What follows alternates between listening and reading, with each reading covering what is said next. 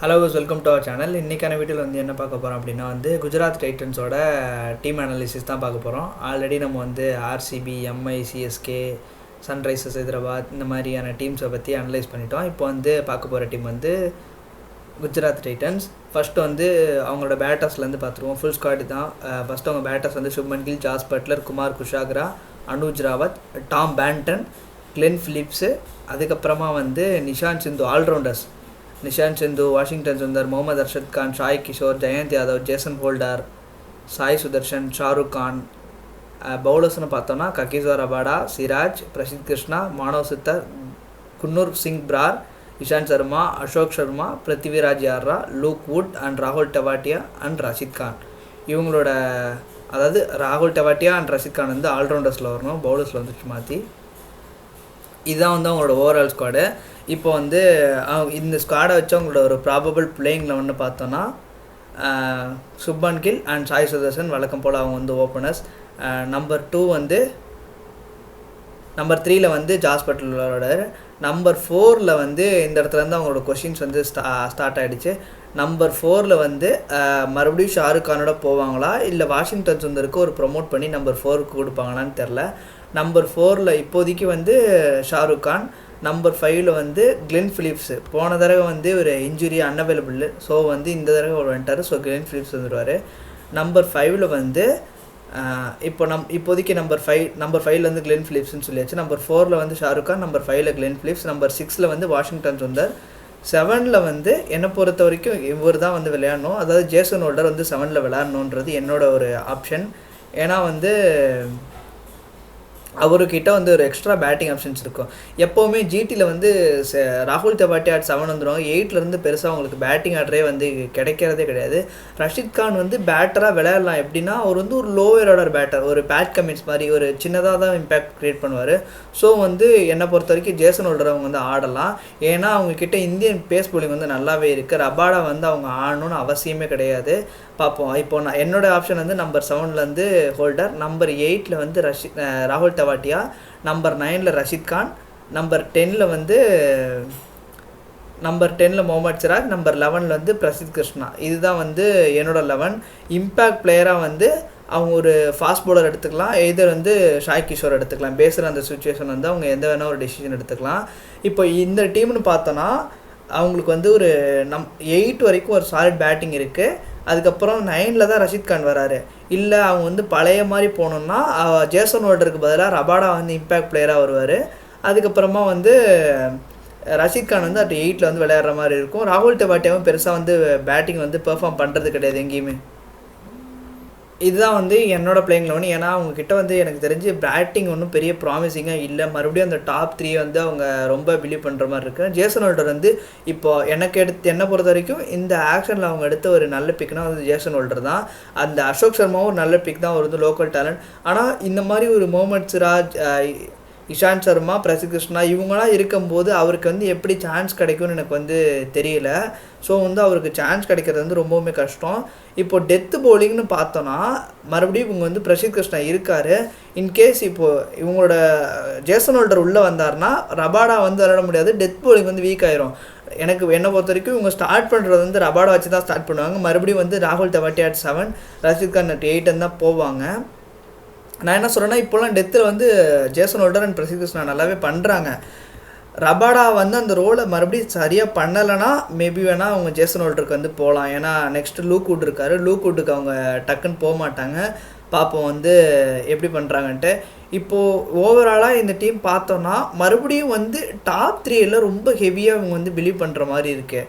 எனக்கு என்னமோ மறுபடியும் அந்த 3 பேர் தான். ஏன்னா ஷாருக் கான் பெருசாக இன்னும் பெர்ஃபார்ம் பண்ணல ஐபிஎல் லெவலில்.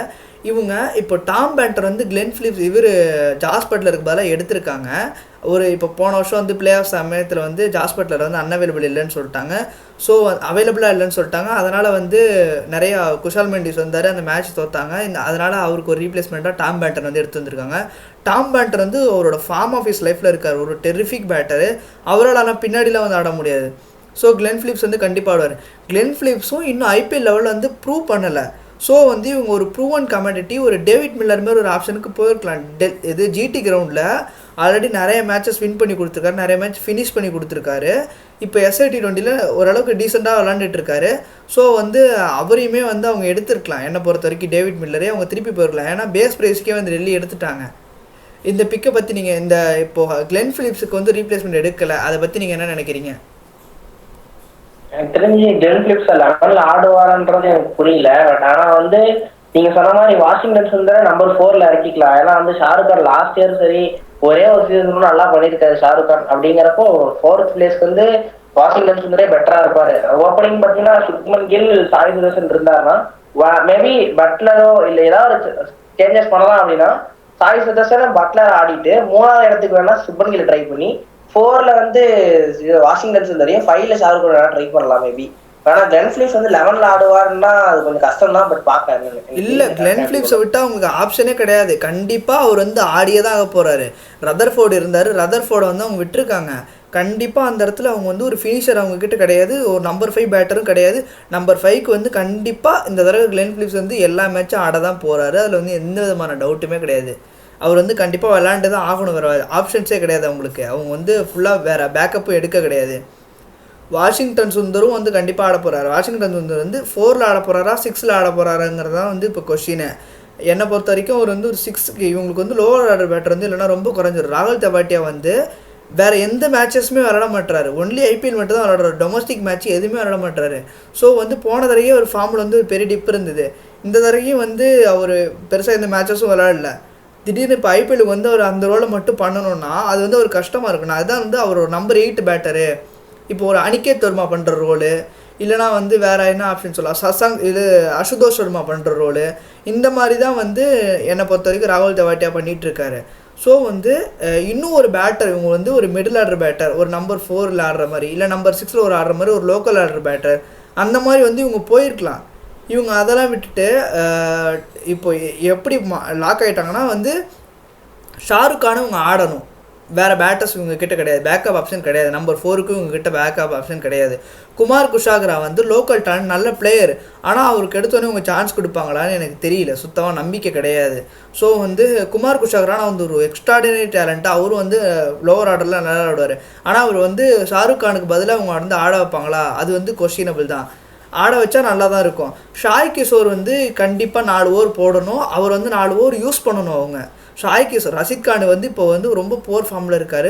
ஸோ ரஷீத் கான் வந்து அவர் 4 ஓவர் போடுறாருன்னா இந்த பக்கம் கண்ட்ரோல் பண்ணுறதுக்கு ஷாய் கிஷோர் கண்டிப்பாக வந்து எல்லா மேட்சும் விளாடணும். எல்லா மேட்சும் ஃபுல்லாக ஓவரும் அவருக்கு வந்து கொடுக்கணுங்கிறது என்னோட ஒரு இது.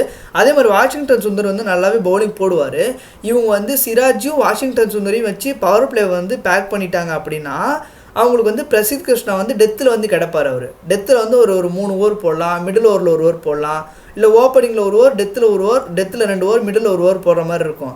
இப்போ டெத்தில் பெருசாக சிராஜ் வந்து எஸ்டாப்ளிஷ் ஆகல, சிராஜ் வந்து டெத்தில் சரியாக போடுறது கிடையாது. ஸோ வந்து டெத்துக்காக வந்து அவங்க வந்து ஒரு லோக்கல் பவுலர் யாராவது எடுத்தவங்க வந்து டெத்தில் நல்லா போடுறாங்க. இப்போ குன்னூர் சிங் பிராரும் நல்லா போட்டிருக்காரு, அசோக் சர்மாவும் நல்லா போட்டிருக்காரு. இந்த மாதிரி ஒரு பிளேயர்ஸ் வந்து அவங்க பேக்கப்பாக வச்சுக்கலாம். ஆனால் இப்போ வந்து இவங்க எப்படி இவங்க போவாங்கன்னு நான் சொல்கிறேன். இதுதான் வந்து அவங்க போகிறது. அவங்க வந்து டாப் 3 வந்து சாய் சுதர்சன், சுப்மன் கில், பட்லர். நம்பர் 4ல் வந்து ஷாருக் கான் இல்லைனா வாஷிங்டன் சுந்தர். நம்பர் 5ல் வந்து கிளென் பிலிப்ஸை கண்டிப்பாக ஆடுவாங்க. நம்பர் 6ல் வந்து ராகுல் தெவாட்டியா வருவார். நம்பர் 6ல் ராகுல் தெவாட்டியா வருவார். 7லேயே ரஷீத் கான் வருவார். 8ல் வந்து அர்ஷத் கான் இல்லைனா வந்து சாய் கிஷோர் வந்து விளையாடுவாங்க. நம்பர் 9ல் ரபாடா விளையாடுவார். 10ல் பிரசீத் விளையாடுவார். 11ல் வந்து சிராஜ் விளையாடுவார். அதுக்கப்புறமா இம்பேக்ட் பிளேயரில் வந்து அவங்க பேட்டர் வேணால் ஷாருக் கானை வச்சுப்பாங்க. அப்படி பேட்டர் வேணும்னா வந்து இஷாந்த் சர்மா, அப்படி இல்லைனா வந்து அர்ஷத் கான், இந்த மாதிரி வந்து யாராவது ஒரு பவுலரை வந்து வச்சுப்பாங்க. இப்படி தான் வந்து அவங்க போவாங்க. ஆனால் இப்படி போனால் மறுபடியும் அவங்க டாப் 3 விட்டுட்டா பின்னாடி வந்து யாருமே பெருசாக பேட்டர் கிடையாது. கிளென் பிலிப்ஸ் வந்து இன்னும் ப்ரூவ் பண்ணால் தான் தெரியும் அவரோட கேப்பபிள் என்னன்னு சொல்லிட்டு. ஸோ வந்து மறுபடியும் இந்த டீம் வந்து பிளே ஆஃப்ஸ் போன தடவை போயிட்டாங்க. இந்த தடவை வந்து போவாங்களான்னு கேட்டிங்கன்னா எனக்கு வந்து நம்பிக்கை கிடையாது. ஏன்னா மற்ற டீம் வந்து இவங்களோட பெட்டராக இருக்காங்க, இன்னும் ஸ்ட்ராங்காகவும் இருக்காங்க. ஸோ வந்து என்னோட கான்ஃபிடென்ட் வந்து இந்த டீம் வந்து பிளே ஆஃப்ஸ் போகாதுன்றது. நீங்கள் என்ன நினைக்கிறீங்க? நானும் அப்படிதான் நினைக்கிறேன். 6th பிளேஸ்லயும் 7th பிளேஸ்ல தான் நான் வந்து இந்த டைம் ஐபிஎல் முடிப்பாங்கன்னு தோணுது. ஏன்னா வந்து அவங்க கிட்ட பவுலிங் இருக்க ஸ்ட்ரென்த் வந்து பேட்டிங்ல கிடையாது. ஓரளவு பவுலிங் கூட டீசெண்டா இருக்குன்னு சொல்லலாம். பட் ஆனால் பேட்டிங்ல சொதப்பிட்டாங்க. அப்படிங்கிறப்போ ஷாருக் கான் கண்டிப்பா ஃபார்முக்கு வந்தா அவனுக்கு டீம் வந்து ஒரு நல்ல நிலைமை கொண்டு போகணும்னு பாத்தீங்கன்னா அதே மாதிரி ஜாஸ் பட்லர் போன சீசன் ஆடின மாதிரி இந்த சீசன் ஆடுவாரானும் தெரியாது. சாய் சுதர்சன் கூட ரீசெண்ட் டேஸ்ல நல்ல ஒரு டீசெண்டா ஆடிட்டு இருக்காரு, பார்க்கலாம். அதே மாதிரி கிளென் பிலிப்ஸை வந்து அவங்க 11ல கொண்டு வந்தாங்கன்னு நீங்க சொல்றீங்க. மேபி ஆல்டர்னேட்டிவா அந்த ஒரு இன்னொரு இந்தியன் பிளேயரே கொண்டு போகலாம். அவங்க லாஸ்டா எடுத்திருந்த ஒரு பிளேயர் இப்போ ஆக்ஷன் இல்லை அவங்க கிட்ட. ஆனால் அவர் ரொம்ப ஒரு வர்த்தபிளான ஃபினிஷர் வந்து இந்தியன் ஃபினிஷர் அவங்க எடுக்க கிடையாது, அவங்க டீமில் கிடையாது. அதான் பிரச்சனையே அவங்க கிட்ட. அதே மாதிரி ஜேசன் ஹோல்டர் ஒரு நல்ல பிக்கு, ஆக்ஷன்லயே ஒரு நல்ல பிக்கு. டிசிக்கு அப்படின்னு பார்த்தீங்க, ஜிடிக்குன்னு பார்த்தீங்கன்னா வந்து ஜேசன் ஹோல்டர் தான் ஒரு நல்ல ஒரு பேட்டிங் ஆடக்கூடிய ஒரு பிளேயர். அப்படிங்கிறப்போ பவுலிங்கும் அவங்க நல்லா போடுவாரு. அப்படிங்கிறப்போ ஒரு டூ ஃபேஸ் அப்படிங்கிறப்ப பார்த்தீங்கன்னா ஜேசன் ஹோல்டர் ஒரு நல்ல பிக். ஆனா பேட்டிங் நீங்க சொன்ன மாதிரி டாப் ஆர்டர் சொதப்பிட்டாங்க கண்டிப்பா. அதுல வந்து அவங்களுக்கு ஏதாவது மேபி ஒரு கிளிக் வந்து நல்லா ஆகி மேபி வந்தாங்க அப்படின்னா ஒரு 4th பொசிஷனுக்கு வரலாம். ஆனா அது கஷ்டமா, ஏன்னா வந்து இன்னும் நல்ல நல்ல டீம் நிறைய எடுத்துருக்காங்க அந்த டைம் ஆக்ஷன்ல. அப்படிங்கிறப்போ பார்க்கலாம் என்ன பண்றாங்க. GT maybe 5th place or 6th place தான் மேட்ச் வந்து ஐபிஎல்ல முடிப்பாங்கன்னு தோணுது எனக்கு. இப்போ இவங்க எல்லா டீமும் மாதிரி இவங்களும் வந்து 2 டாப் ஆர்டரில் 2 ஃபாரின் பேட்டர் ஆடுறாங்க. இவங்க வந்து ஒரு ஃபாரின் பவுலர் ஆட மாட்டாங்க. ஏன்னா இவங்களுக்கு வந்து ரஷீத் கான் வந்து எல்லா மேட்சும் ஆடுவார். அது வந்து அவர் வந்து ஆல்ரவுண்டராகவும் நீங்கள் கன்சிடர் பண்ண முடியாது. இப்போ இருக்கிற அவரோட ஃபார்மை பார்த்தோம்னா அவர் வந்து எந்த கேட்டகரிலையுமே வர முடியாது. ஆல்ரவுண்டராகவும் வர முடியாது, பவுலராகவும் வர முடியாது. ஆனால் இப்போ நீங்கள் அவர் ஆடினீங்கன்னா ரபாடாவை சாக்ரிஃபைஸ் பண்ண முடியுமா? அப்போனா உங்களோட டெத் பவுலிங் வீக் ஆயிரும். இந்தியன் பவுலிங்கில் பிரசித் கிருஷ்ணா அண்டு சிராஜ் இருக்காங்க. சிராஜ் வந்து ஒரு பவர் பிளே பவுலர், பிரசித் வந்து எல்லா ஃபேஸ்லையும் போடுறாரு. ஆனால் சிராஜால் வந்து டெத்தில் போட முடியுமான்னு கேட்டால் கண்டிப்பாக நல்லா பண்ணுவாருன்றது நம்பிக்கை கிடையாது. ஆனால் எல்லா மேட்சஸும் ஒழுங்காக போட்டது கிடையாது. ஒரு சில மேட்சஸ் வந்து ஒழுங்காக போடுறாரு, ஒரு சில மேட்சஸில் வந்து ஒழுங்காக போட மாட்டுறாரு. ஸோ வந்து ட்ரஸ்டபிளான ஒரு சோர்ஸாக எய்தர் இவங்க வந்து ஒரு death bowler, pure death bowler எடுத்திருந்தாங்கன்னா கூட இம்பேக்ட் பிளேயரில் அந்த டெத் பவுலர் வச்சு சமாளிச்சுக்கலாம். அதாவது டெத் பவுலர்ஸும் பிரசித் கிருஷ்ணா வச்சு டெத் பவுலிங் போட்டுக்கிட்டு பவர் பிளேயில் வந்து அவங்க வந்து இதில் முகமது சிராஜ் அண்டு வாஷிங்டன் சுந்தர் இந்த மாதிரி கூட போகலாம், இந்த மாதிரி பண்ணலாம். இவங்க ஆனால் வந்து எதுலேயுமே வந்து ஒரு ஃபோக்கஸ்டாக பண்ணாமல் ரொம்ப வந்து சொதப்பி வச்சுருக்காங்க. ஆக்சுவலில் அவங்க வந்து ரஷீத் கானை வந்து சரியாக விளாட்லன்னா ஃபஸ்ட்டு ட்ராப் பண்ணணும். அவருக்கு ட்ராப் பண்ணால் தான் வந்து அவரோட பொசிஷன் வந்து அவருக்கு இல்லை, நமக்கு வந்து இந்த பொசிஷன் கன்ஃபார்மாக இல்லைன்னு தெரியும். ஏன்னா போன சீசன் ஃபுல்லாக கொடுத்துமே அவர் பெர்ஃபார்ம் பண்ணலை. அவர் வந்து இந்த சீசனும் ஒழுங்காக பெர்ஃபார்ம் பண்ணலைன்னா அவரை ட்ராப் பண்ணிட்டு இவங்க வந்து அதுக்கு பதிலாக ஜேசன் ஹோல்டரையோ இல்லை வந்து வேறு யாராவது 2 ஸ்பின்னர் வந்து வாஷிங்டன் சுந்தர் அண்டு சாய் கிஷோரை வச்சே இவங்க போகணும். மற்றபடி வந்து வேறு யாராவது ஒரு ஃபாரின் சீமரையோ இல்லைனா வந்து ஒரு ஃபாரின் ஆல்ரவுண்டர் இல்லைனா ஒரு ஃபாரின் பேட்டரையோ அவங்க வந்து உள்ளே கொண்டுட்டு வரணும்.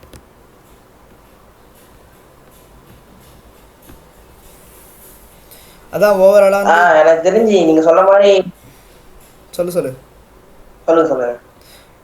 ஓவராலாக என்னை பொறுத்த வரைக்கும் இந்த டீம் பற்றி ஃபுல்லாக அனலைஸ் பண்ணியாச்சு. நீ சொல்ல வேண்டியது முடிச்சிடலாம். அதே நீங்க சொன்ன மாதிரி தான், அதில் ஒன்றும் பெருசாக சேஞ்சஸ் கிடையாது. ஜிடி வந்து பெரிய பேலன்ஸான டீம்னு சொல்ல முடியாது. பேட்டிங்கை சொதப்பிட்டாங்க அப்படிங்கிறப்ப நீங்க சொன்ன பவுலிங்லேயும் ஒரு சில மிஸ்டேக்ஸ் பண்ணியிருக்காங்க. அதனால எனக்கு தெரிஞ்சு ஜிடி மேலே நம்பிக்கை கிடையாது இந்த டைம். பார்க்கலாம் என்னன்ட்டு. ஏன்னா வந்து ஆர்சிபி நல்ல டீம் வந்து ஆல்ரெடி சாம்பியன்ஸாக இருக்காங்க. இன்னும் மும்பை, எஸ்ஆர்ஹெச், சென்னை இந்த மாதிரி நிறைய காம்படிஷனுக்கு ஆள் இருக்கா கூட 6th place 7th place அந்த 4 to 6 கூட தான் முடிப்பாங்கன்னு தோணுது. பார்க்கலாம். வேற எதுவும் பெருசாக அதை பற்றி பேசுறது கிடையாது உங்க டீமை பற்றி. அதான் அந்த அளவுக்கு ஒன்றும் பெர்ஃபார்ம் பண்ணல ஆக்ஷன்ல அப்படிங்கிறதுனால ஒன்றும் சொல்றது மாதிரி இல்லை. பார்ப்போம். நம்மளோட அனலைசிஸ் படி வந்து ஜிடி குவாலிஃபை ஆக மாட்டாங்கன்னு சொல்லியிருக்கோம். என்ன நடக்குதுன்னு பார்ப்போம். நீங்கள் வந்து வேறு ஏதாவது இவங்க வந்து சேஞ்சஸ் பண்ண முடியுமான்னு சொல்லி கமெண்ட் பண்ணுங்கள். அப்படி இல்லைனா வந்து இவங்க குவாலிஃபை ஆவாங்கன்னு சொல்லிவிட்டு எதனால் ஆவாங்கன்னு நீங்களே சொல்லுங்கள். பார்ப்போம். அவ்வளோதான் ஃப்ரெண்ட்ஸ், பாய்.